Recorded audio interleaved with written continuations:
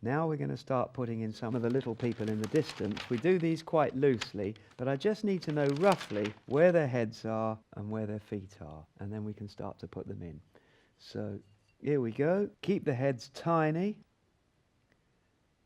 and we just start to use single brush strokes to put in all these people.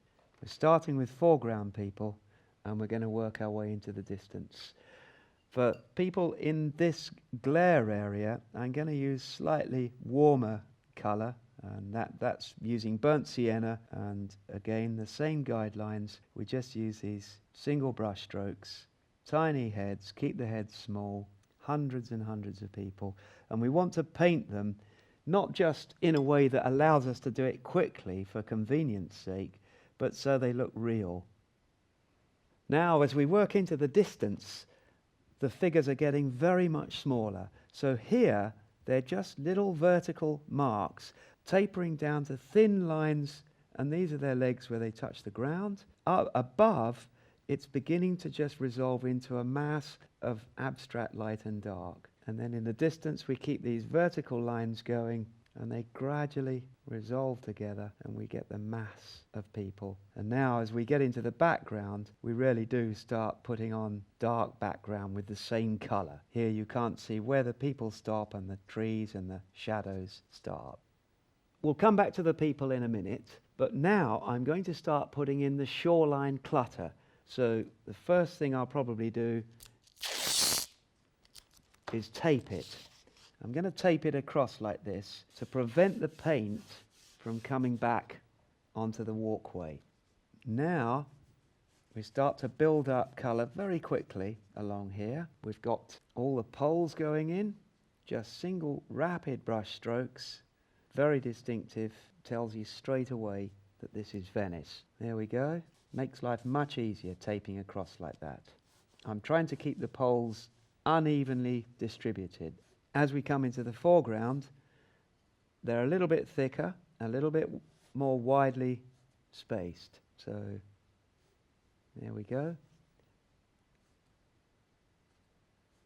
So we get all these poles in, keep the paint fluid, keep the brush strokes loose. Now we've got shoreline clutter, little kiosks and vending holes in sheds and places where people are hiring stuff out. You can't tell what it is exactly, but I'm trying to resolve it all into basic shapes. And now we've got the bit where the gondolas go out. Some of these are gondolas, some of these are little pontoons, all just giving us this kind of texture of woodwork and structure. We've got some detail here, probably a ferry out in the lagoon or a mooring of some sort, and a few buoys and pontoons. Now if I take the tape off, we can see the result. We can see that that looks reasonably convincing, and I can see also I need to finish off figure work, do a few more figures, because we've got a kind of a blank space between the crowds and the edge, which doesn't make sense. So just do a few more people. There we go. Right, well that's most of the people done. I'm just going to do a little bit of finishing off, and then we're going to put in some of the detail and the shadows, and that will complete the painting. So firstly, I'm just going to get rid of some of the space between the people, and that gives us the mass of crowds with all the people merging together in the distance. They're like trees in a forest. In the foreground, they're individuals, but in the distance, they just merge into one mass. And now we're going to put in the lampstands. I'm using the black or the Payne's grey with a little bit of burnt sienna. Paint that up there like that. I've reinstated that line with the help of the tracing. And there we come down, widens out at the base, and lovely cast iron lamp standard. And there's that one done. Now we've got another one back here, and we'll put the line in. Flare it out at the bottom, and that's that one done. These ones will barely notice, they're practically invisible. Just put the standards in like that. A few more posts, and that's that. Now I'm just going to put in a little bit more texture for the paved area. So we're going to just put in a few lines like this, running across, little bit of texture, keeping it absolutely horizontal. It's in perspective as it goes into the distance. The lines narrow, and the same on this side with the tape still in place. So there we go. Get all that little lot in.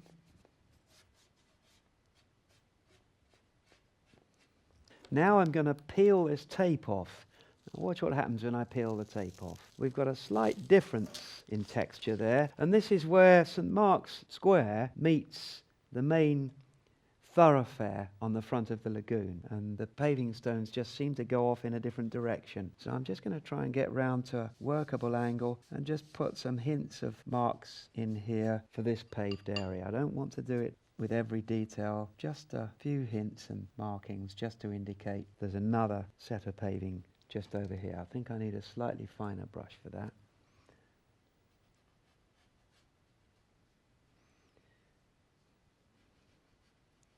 That'll do for that. Now we need to put the shadows in place. How are we going to do that? Well, I need a datum point. Where's the sun? The sun is about here. So all the shadows are going to point back to one place. What I'm going to do is take that as the line of the sun, and I'm going to project all the shadows back to a point below the sun, just here. And that way all the shadows will converge at the same point and look natural. So I'm just putting in a few lines to indicate where they are.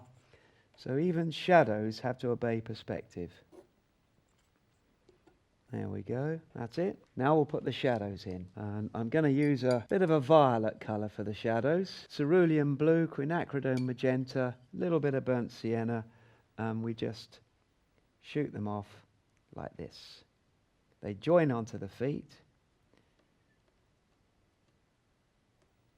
There we go.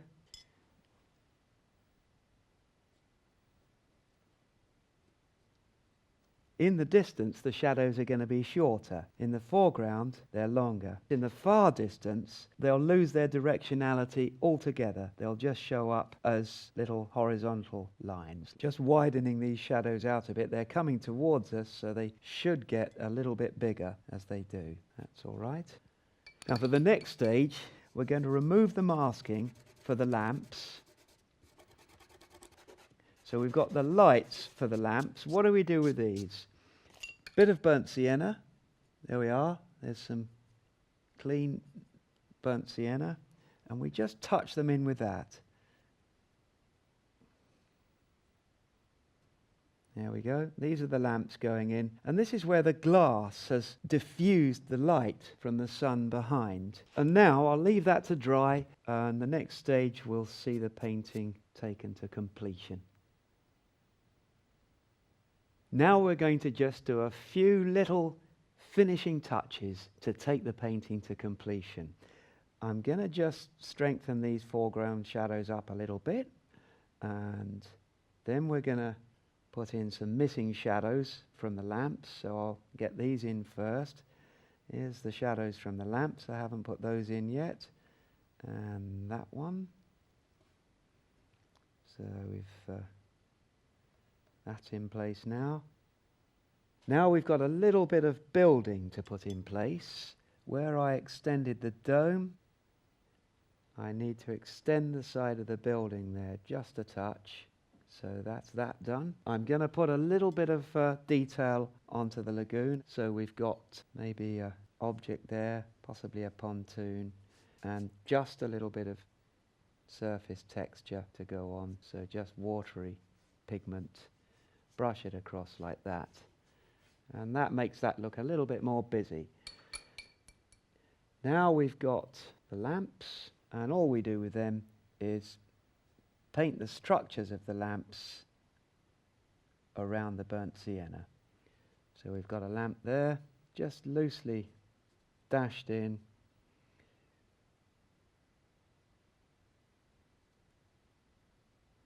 Like that, and very little detail, just enough to hint at it. Just a few hints of the supports for the lamps there. And that's the lamps completed. Right, we've finished this Venetian skyline, and all I need to do now is remove the tape. We peel that off and it leaves a nice, clean, clear-cut image.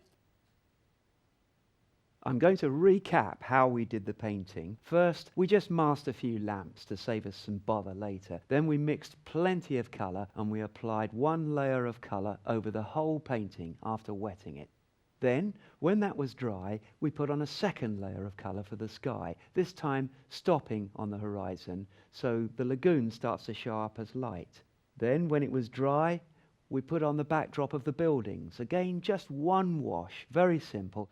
And when that was dry, we put on the darks for the buildings. So each time it's a layer, let it dry, put on the next bit. Then we carefully painted the foreground figures, and then we just dashed in the rest of the figures very loosely, again using the point of the brush.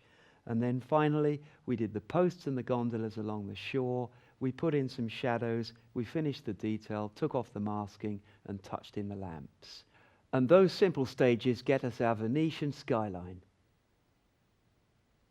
So it really can be simple.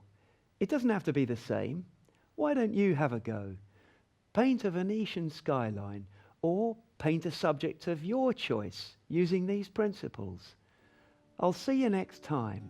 Happy painting!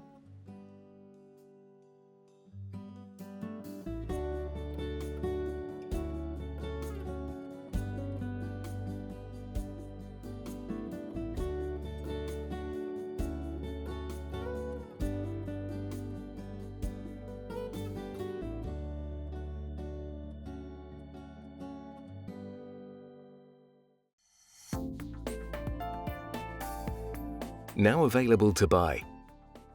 Try these techniques at home whenever you wish. The extended DVD of today's workshop and the book that accompanies this series are now available from the Painting and Drawing channel. For further information and to order your copy, go to www.paintingdrawingchannel.com.